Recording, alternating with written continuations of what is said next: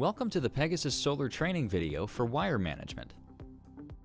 For easier wire management, attach the microinverter or optimizer on the ground before moving the module to the roof. First, determine the optimal position for your MLPE bracket. The bracket has two separate bolts to make it easier to adjust the position later, on the ground or on the roof after module installation.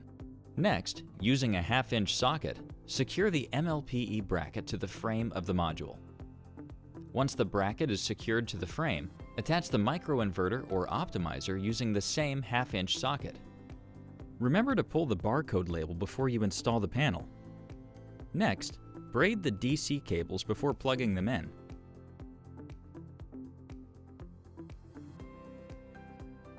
Then, secure the cables using S-clips.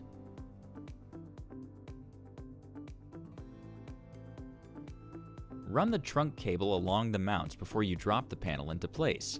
This will make plugging in the trunk cable easier. Secure the trunk using additional S-clips. For optimizers, also braid the DC cables and secure them to the frame with an S-clip.